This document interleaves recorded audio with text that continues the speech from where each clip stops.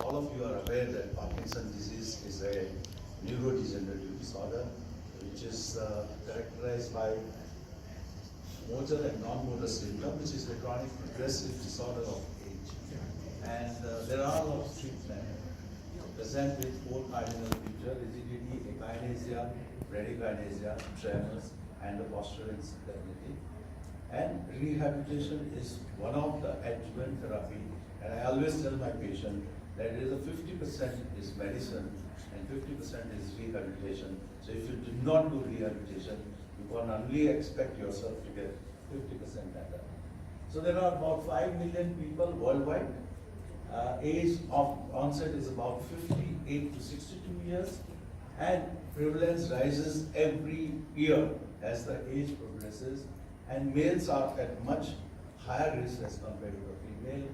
And it is because of dopamine deficiency in substantia nigra in the brain that Parkinson's disease happens, and the movements become slow, and it gradually increases. There are certain scale which has to be followed, and one of the most important stage is modified Yonayard scale stage, which tells that earlier it was 3, now it is modified, which is stage 0 to stage 5, where the 5 is very severe, wheelchair bound, confined to bed, and stage 0 is there is no sign of disease. So you can grade them in the modified Yon and Yard scale. Earlier was Yon and Yard scale was stage 1 to stage 3. Then you have a stage also can be as early, moderate, and advanced. So you have mild symptom, no disability, you have moderate symptom, some disability, you have progressive symptom, very severe disability, like that you can classify them. And the clinical manifestations are motor symptom, which is rigidity, so you have cogwheel rigidity or the severe rigidity. You have tremors, which are resting, so when a patient is sitting or doing nothing, he has a tremor, which could be pill rolling. You have bradykinesia, patient takes time to get up and walk, and postural instability, giving rise patient to repeatedly fall. There can also be neuropsychiatric symptoms like slow thinking, slow responding. So you talk to the patient, what's your name? He takes some time, and then he starts slowly replying to you. So basically everything becomes slow. So these are the symptoms which have been recently recognized: dysthymic disorder, depression, executive dysfunction, and perceptual deficits. The other symptoms include mask-like face, easy fatigability, swallowing and speech disturbance, communication disturbance, postural stress syndrome, autonomic dysfunction, and there may be cardiopulmonary dysfunction. So these are some of the planning which needs to be done in Parkinson's disease. You have to plan for the physical therapy. These are guidelines from European Physiotherapy Guidelines. Transverse, manual activity, balance, and gait. These are very important. And planning is based on patients and persons' specific symptoms and disability. Interventions are mainly based on focusing training, using the repetitive ways, and then gradually increasing the intensity as per required. These are critical factors because how much you want to do the intensive therapy, and you have to plan out, reduce or increase depending on the patient's own efficiency. So these are type of intervention which can be planned: physical therapy, psychotherapy.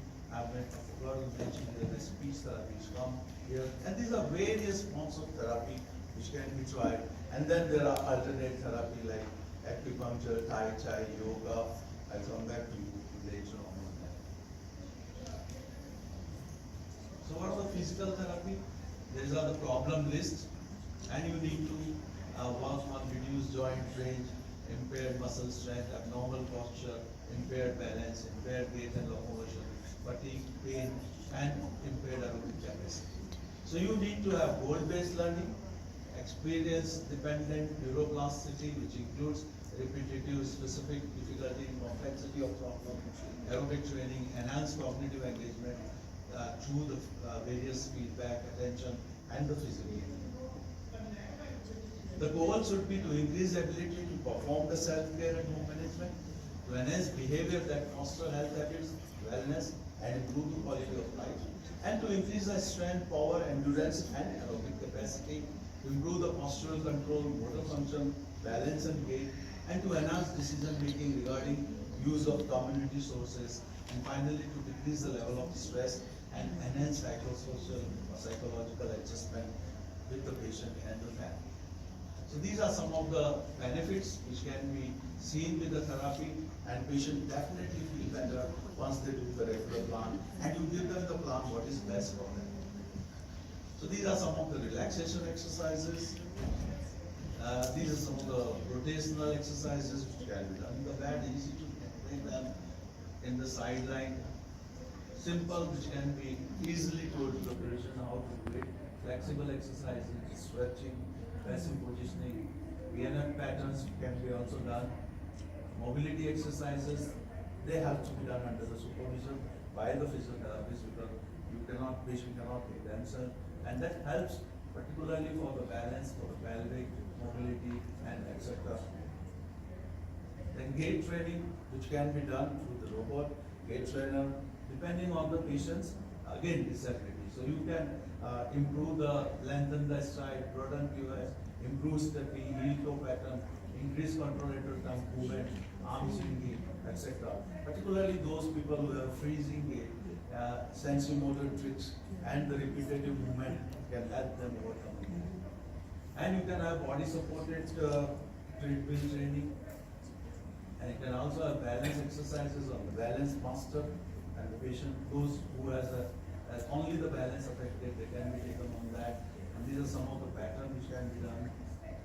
And these are some of the exercises which can be done at home by the caregiver, and who can give them certain exercises which can help. And these are the respiratory exercises, because they get tired easily, fatigue, the breathing also get affected. So respiratory muscle exercises are very, very important and should be done regularly at home by the patient. Aerobic exercises are useful as a part of routine treatment. All the patients should undergo these aerobic exercises. Complementary exercises, therapy which are used in Parkinson's disease, up to 40% patients who use type of complementary treatment. There are other things like herbs, massages, acupuncture which are used. And there are about 12% are reported to use 5 or more of therapy. So there are patients who do acupuncture, they do yoga, they do meditation, they also do cycling, etc. So these are some of the techniques which can be done. Alexander, Lina, Long, I'm not very familiar with that, but these are some of the therapists who know much better than me. Psychotherapy is important because thought, emotion, physical sensation, and behavior, they all are linked. And as you all know that there are non-motor symptoms in Parkinson's disease, which has been well recognized for past decade. And these are non-motor symptoms which can give rise to 40% of the patient can have depression associated, 8 to 10% patient may have suicidal thoughts, and therefore you need to really act on them. And cognitive behavior therapy should be well started early in the course of illness. Behavioral therapy and group therapy is very useful for these patients. So what we do is we call the Parkinson's patient, have them yoga together, have them group therapy. Tai Chi is being tried now in India also. So one of my support group has been doing Tai Chi for 20 patients together. There are some people are doing dance therapy, some of them are doing music therapy. So we have sessions planned out every week. So Parkinson's Disease Movement Disorder Society in India is very active society, and we have provided physiotherapists to give them regular exercises. So you have posture and locomotor coupling need to be done. So you have voluntary stepping, locomotor control, postural controller, forward internal model, to affect on the musculoskeletal system, which give rise to the external sensory feedback, sensory information. So these work in a desired level to improve the balance and postural strength, which is very important, because in elderly people, if there is a fall, there is a fracture, patient goes to the bed and he comes out worse, he will land into the various complications, and after the fall, about 2% of patients naturally die either because of pulmonary embolism, infection, or something else. So these are some of the cognitive movement strategies which can be tried by your psychologist. And this behavior treatment program for speech and body movement is equally important. So you have, since it is a progressive neurological disturbance, there is a speech which is low volume, hypophoning, associated with swallowing disturbance, along with the slowness of all the activity, and even with the optimum medical management. You give more levodopa, they get side effect, they get dyskinesia. So you may still not achieve more than 80% of the symptom reversal, and therefore impact of exercise in human with Parkinson's disease is being increasingly explored in the study, and key principles have been identified to drive activity-dependent neuroplasticity. So swallowing can be assessed if they have an aspiration pneumonia. You have to start working on them early so that they don't develop the aspiration pneumonia. As you know that 7 to 8% patient with Parkinson's disease can have aspiration pneumonia and require the admission into the hospital for that. Similarly, speech dysarthria associated with Parkinson's disease, you can try, one of the thing is training the Parkinson patient to shout, and this is known as Lee Silverman technique. So they shout and try and speak more loudly. The LVST loud is something which can be a standardized research-based speech treatment protocol with established efficiency of PD, and this trains the target of vocal loudness in order to enhance the voice source, uses vocal loudness as a trigger for disturbed effect.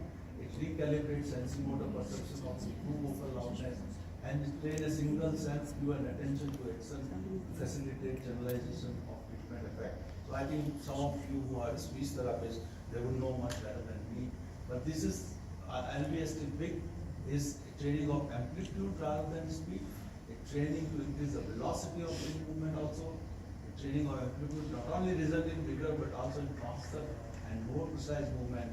And the goal is to overcome deficient speed, amplitude, regulation leading to understanding of movement amplitude at any given velocity, and continuous feedbacks on motor performance and training of motor perception is used to contract reduce gain in motor activity. So these are some of the pre-treatment phase, and then this could be the treatment phase, which can be tried, which is treatment is focused on mode of delivery, intensive, high effort, and salient. Caregiver training is important because caregiver has to be told that these are the problems patient will have, and you need to support them at this level, and that can decrease the problems with the patient. The spouse becomes very important, sometimes the children and the other relatives would be very important. They need to learn learning optimism, re-engaging with the one's inner locus of control, maintain one's own life, and encouraging the patient caregiver right to stay active, focus on what is meaningful to the individual despite ongoing loss and precision in handling loss as a disease progresses. So these are some of the recent advances. There are robotic devices which has been useful for the conventional gait training as well as other things. So there are advantages. It's safe. It's precisely you can work out. There's a good repeatability, object and qualitable measures, and there's an increased training motivation. So these can be tried. They can be wearable inertial sensors. So these sensors displays one of the fingertip can monitor what is the motor symptom of Parkinson's disease and can give the biofeed to him to do the exercise or take the things. Then there are assistive tremor cancelling devices. So if a patient is not able to use his hand because of severe tremor, there are 10 to 12% of patients with Parkinson's who have tremor predominant, and these people cannot eat, and these are some of the assistive devices which can be helpful to them. And there's a walker which can be helpful to them to walk, though the patient may not be able to walk, but this is the special walker with Parkinson's disease, known as rolling walkers. They are the best. And they're with the raised toilet seats with armrests. These are some of the changes which can help the patient more comfortable. Then you can have augmented reality, which is recently worked by Parkinson's Society in Canada to develop the more robust, flexible, interactive virtual world for PD research and rehabilitation. And these are some of rich and great environment, and they support improve the activity of daily living, cognitive, motor function. This is something which can be, which is being tried. We are not tried, but they're being tried. So these are some of the clinical evidences which shows that improved dynamic postural task performance without improvement in postural responses. So these are some of the patients who have assessed on functional gait assessment were done, and then there was on and off medication condition. And these are some of the shoulder reaction time, COP displacement, the task performance, which improves, and this can be variable, which can be seen. Improved dynamic postural task performance without improvement in postural responses has been seen. However, dopamine replacement medication alone may improve gait-related mobility without improvement in reactive postural response, and therefore could result in iatrogenic increase in fall and risk. And therefore, it is very mandatory that all the patients should undergo the exercise and plan. Exercise intervention in people with Parkinson's disease. This is another study which shows outcome measure of sensitive to exercise intervention, and to explore the effect of two different exercise program for improving mobility in patients with Parkinson's disease. There was treadmill training 4 times a week for 4 weeks. Outcome measures through the functional disability ICR. Response to exercise was calculated and tests were done. And you can see that there is a UPDRS scale PDQ 39 of the participants, the agility and treadmill, which shows that there is a improvement. So these are mini best, work balance, and the UPDRS motion activity. And these are range of movement, one horizontal, sway range, and peak and speed to measure the body structure function. And these are turn duration and stride velocity of the patient, again with agility and treadmill. And the results were 4 or 5 variables are the structural function level change after exercise, turn duration, stride velocity, peak arm speed, and horizontal turn RM during the gait. And most major improvements similar for both intervention. The only variable that detected a difference between group was postural strain in ABC group. So that is 4.9, the peak 2.03. So outcome measurement at ICF body structure function level are most effective in detecting changes after exercise and revealing differences in improvement between the interventions. Another study of efficacy of intensive multidisciplinary rehabilitation in Parkinson's disease.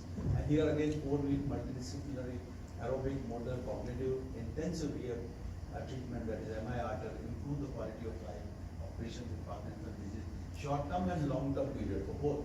And this was parallel group, single center, single blind, randomized clinical trial with MIRT, and this is 0, 1 month, 2 month, 3 month, 4 month, and PDQ 39 done at T1, second assessment with PDQ guide 2 months, 3 months, and third is at 4 months. So these are some of the assessment was done, and you could see that at T1, the experimental group and control group, there is a ADL activity of the daily living. PDQ 39 is Parkinson's disease questionnaire 39, which is being used. And efficacy of intensive multidisciplinary rehab in Parkinson's disease shows that there was a significant p-value seen with couple of groups. And result shows that T0 no between group difference in the global index score were observed. T1 we did not find significant changes. But T2 versus T0 in experimental group maintained a significant improvement. So treatments such as MIRT could improve quality of life in patients in short term as well as in long term period. And these are repetitive transmagnetic stimulation which has shown to improve the handwriting in the patient, because you know that handwriting is first thing it changes, and many patients come to you that they have change in handwriting, and this can be improved with the transcranial magnetic stimulation. And there are a couple of studies which shows there is significant improvement in the fiber stimulation, which shows that short-term benefit from motor task performance by altering particle excitability across an network region. So short-term and long-term efficacy of intensive rehab treatment on balance and gait and in Parkinson's disease has also been noted, and there are documentations and the reports which shows that MIRT was effective in improving balance, gait, and that improvement in gait performance was partially and maintained also up to 1 year. So that is important, because otherwise many of these patients, they do a therapy for 4 to 6 weeks and they find that they are not being maintained, but here it is being maintained for more than 1 year. Then there are upper limb freezing and discoordination in Parkinson's disease. So this is something new term. Earlier we were doing that only freezing upper when a person is walking and he freeze, but now recently it has been documented that there can be upper limb freezing also. And here small study which is done to look into that, and there are patients that have differences from baseline, and bar represent the standard deviation expressed as percent differences from each participant baseline data layers. So upper limb extremity freezing and discoordination in Parkinson's disease has been recently noted, and this needs to be addressed. So Parkinson's disease with FOG had poor coordination, then healthy hold during a small fast. Upper limb coordination correlate with number of FOUE episode in two condition and FOGGQ score in one. So conclusion is this coordination and FOE can be elucidated by manipulating cadence and amplitude of an alternative bimanual task. It remains unclear whether FOE and FOG share common. FOG is freezing of gait, share common mechanism. So we don't know if both are there. But motor fluctuation, dyskinesia, specific clinical feature as fatigue may represent important indication to treatment effectiveness. So if there is a fluctuation, you will not be able to look at that. Fatigue is common in PD, and it is a serious negative effect on quality of life. And the rehabilitation intervention should be scheduled according to the individual characteristics and close monitoring and avoidance of fatigue is paramount. So you may plan out 4-hourly session rather than having a continuous 1-hour session for a patient. Maybe half an hour, 20 minutes, 4 sessions a day, and 1-hour session. So to conclude, various rehabilitation techniques available for improving muscular strength, flexibility, and balance with subsequent functional improvement in individuals with Parkinson's disease. Physical therapy along with psychotherapy help in maintaining and improving the social network of the patient. Physical therapy is a common element in rehab approach to Parkinson's patient. That they add disease progress, the role of caregiver also critical to maintain the safe environment. So caregiver training is equally important. An interesting fact, I did not know, maybe you have to verify, Dr. Levin, the Chinese have the lowest rate of Parkinson's disease. And it has been suggested by Fan and Jankovic that this may be due to consumption of large amount of green tea by Chinese which contain antioxidants. So today I don't see green tea, but I think that's maybe the key has been told by Stanley Fan. Please continue that. Lastly, yoga and rehabilitation. This is something which we have been doing in India regularly. A psychological rehabilitation, yoga, as well as physical, is helped restore the psychological function, mental health, as well as physical health. There's post-traumatic stress disorder, psychotic condition, Parkinson's disease, muscular dystrophy, multiple sclerosis.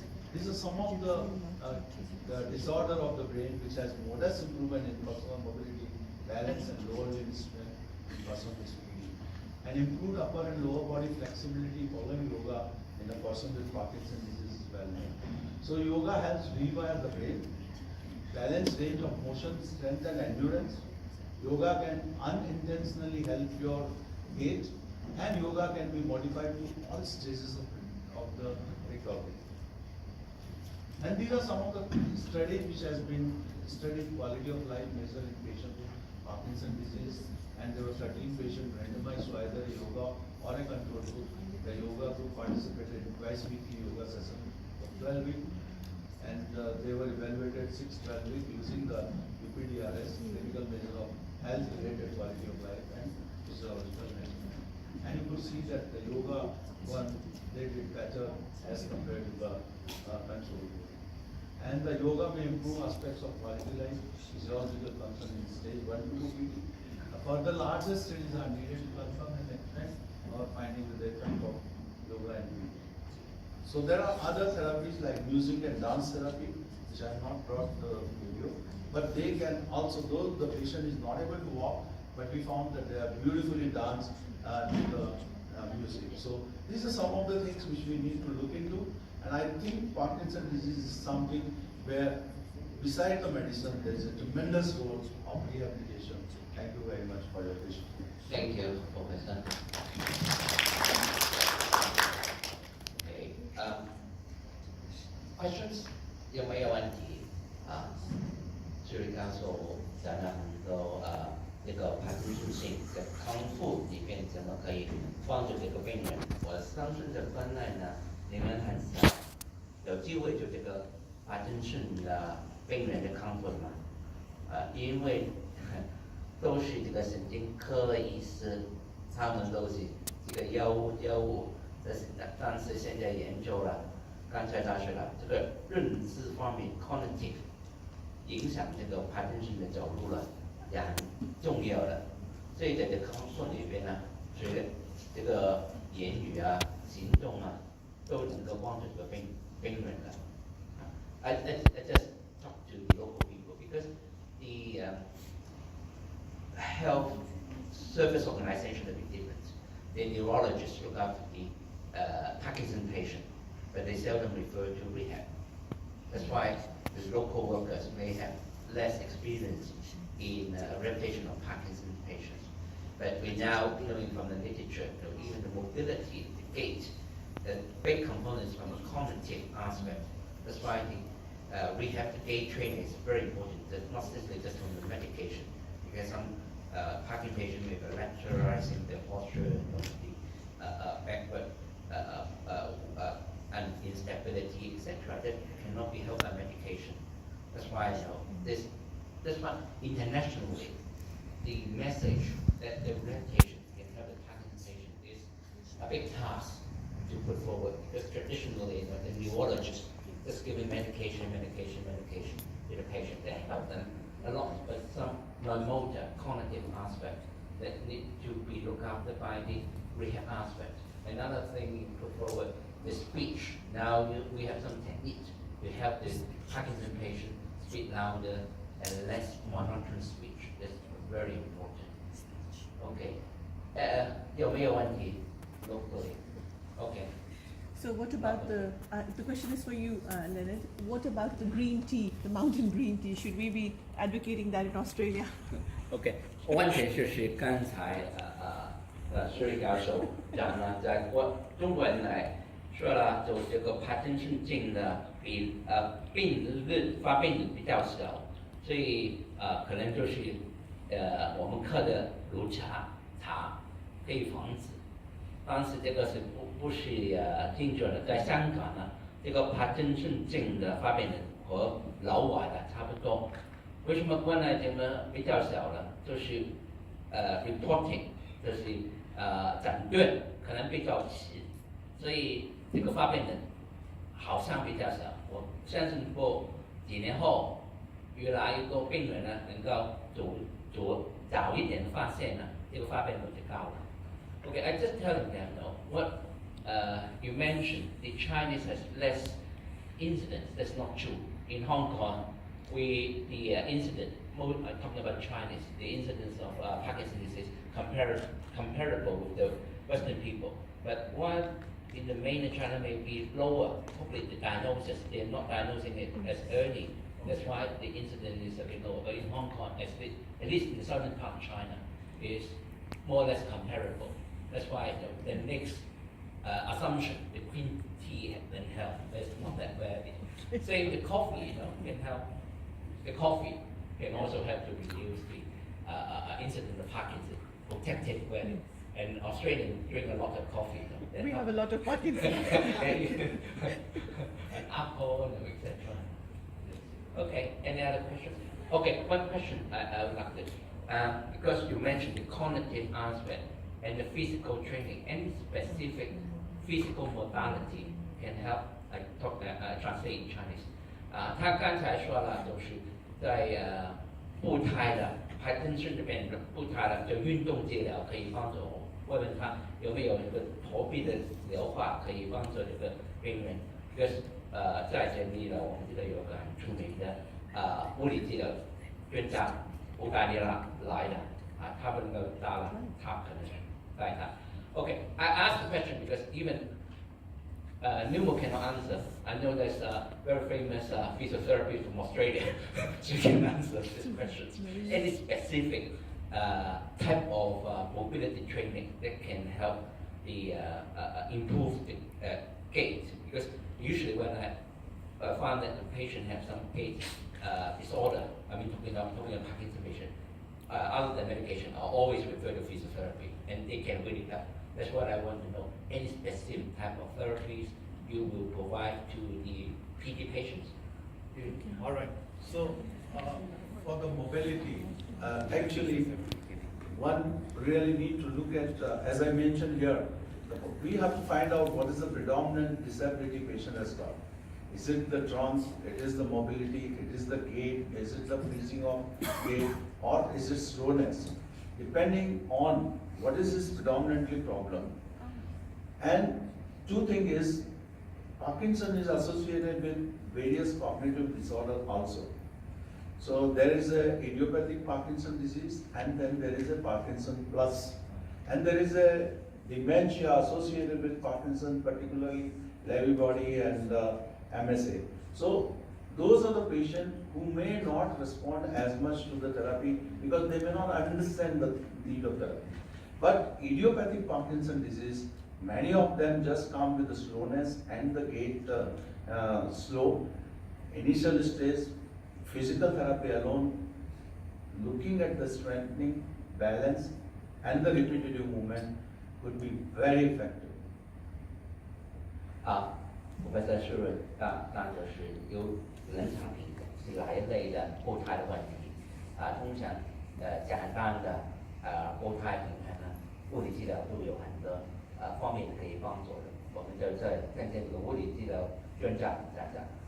You get to comment on what type of intervention from the physiotherapy point of view you usually think that it can help the Parkinson's patients? What's very interesting in all the evidence from neurosciences over the past few years has really highlighted how exercise can actually help any condition, including Parkinson's disease, spinal cord injury, stroke, etc., multiple sclerosis. So, and I think we appreciate now that exercise has a tremendous neurotrophic effect on the nervous system. So in Australia, one of the most successful programs is called PD Warrior, Parkinson's Disease Warrior. It's actually run out of Sydney, and it's a total program which is very intensive, which can be done in people's own homes with advice from the physiotherapist according to the patient's level of ability. And this involves a very, strict regimen of strengthening activities, coordination activities, and aerobic activities. And this combination, anecdotally, seems to be extremely effective in, prolonging people's activity levels and abilities, cognitive and physical.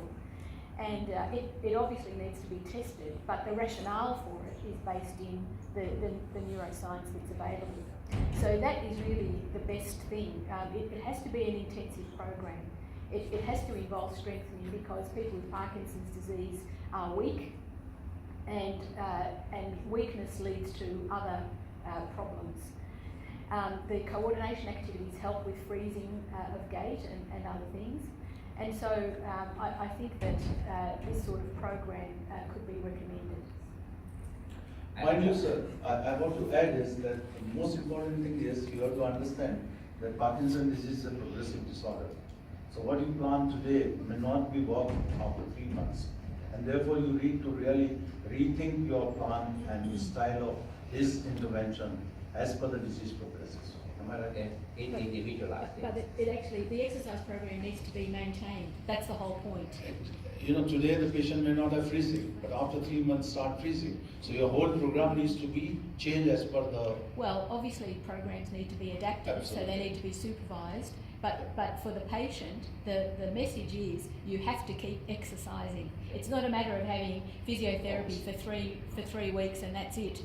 It's actually a continuous thing. It's just a regular OK， just quick translation. OK， 这个他们主人呢就是帕金森病人第一个最重要的顺势就是每天都有运动。在澳大利亚，他们有一个Parkinson Warrior， 就是运动的家具的，教他们怎么做运动，怎么认知方面的不同的各方面的训练。有机会我们再请这些专家来做一些工作坊。Next time we will get the Australian groups to come to do the workshop. The local people will like this type of workshop. really help the health commission 来加入他们的什么在处理这些帕金森的病人。另外一点呢，就是运动，哪一类的运动是最有效的？不同国家不同。刚才说了，印度他们的yoga，在香港我们就是研究了就是Tai Chi。Okay, in China, Tai Chi is more common. The paper published Tai Chi can help the Parkinson patient. 这就是没有一个特定的运动是一定可以的，就是运动，不同的运动都可以帮助。The message is not, we can say, really very specific type of exercise, but in general, exercising. In India, yoga is more popular. In China, Tai Chi popular. They are obviously effective. And the key message you already passed is activity, continuous activity, and individualized, as we mentioned, at different stage. That's the key.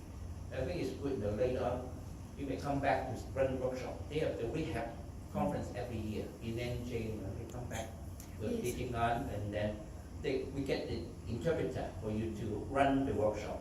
They can really want to learn something hands-on. The point about the exercise is it needs to be continually adapted. Yeah. You know, the brain gets bored with the same exercise, so it's important that it gets changed. Yeah. But say Tai Chi, the Chinese like to practice it. The same things every day. They enjoy it. And it can be modified from very difficult to simpler. Yes, that's what I mean. It needs to be Yeah, made more that's challenging. what Nemo said, adapting to their disease ability, and then they keep on practicing. That's good. Okay. 有没有什么问题了？还有？李教授，我能把中国我们这边我们的一个体会讲一下吗？就是在中国，我们用的是华佗的五禽戏，以及我们在古代的时候啊，我们中国的帕金森在记录中是应该很少的，因为我们古代人都练那个八段锦，练太极拳，我们练华佗的五禽戏。很早在运动中，我们黄帝内经上讲，要春天是40亿鸡，就是冬季叫早卧晚起，一带日光。我们就是根据天时来调节我们的这个运动。现在呢，我们就是我个人的体会啊，我们早上在卯时7点到，就是就是7点到9点的时候，我们就指导病人打开拳，然后在这个时候他大脑里面做研究，他那个精神电波啊，它根据时间它有个差异的，所以说我们就是在时间运动学和时间针灸。我们看他头部的头枕运动区皮层，给他扎上针刺运动，针刺运动以后，让他再做这个八段锦和这个太极拳。我们做这一类的研究，我们发现我们的这个病人恢复的效果挺好的。还有一个，我们是在9点的时候，我们给他做肌肉启动器技术，就是肌肉启动技术，就是让他的肌肉他那种颤抖，肌肉重新启动，让他改善他的一个运动，太极拳走日契合。来进行一个改善。我们觉得我们这一块在中国在几千年的一种实践中，我认为还是有效的。谢谢。Thank you. He just shared the experience using various type of Chinese exercise. Because Hua Tuo is one of the famous ancient herbalists. Okay, he has different type of exercise. Wu Qi Quan. It's one of the similar to Tai Chi, but it's different type. And also Ba Duan Jin, another type of Chinese exercise. And from the traditional Chinese practice, it's already aware during different time of the day, the effect of exercise will be varying. That's why the type of exercise get the patient to practice will be according to the time, etc. And even when they do the acupuncture, it also will be a bit vary according to the time of the day. It's similar concept of vary according to the patient's performance, to do various type of exercise. And they found that seems to be quite effective in the local experience. Very good. Okay, thank you for sharing. 谢谢。有没有再没有问题了？我就谢谢各位来参加这个会场，就和我一起都是我们的海外的专家来参加这个讲座我们谢谢他们 ，Thank you。I think the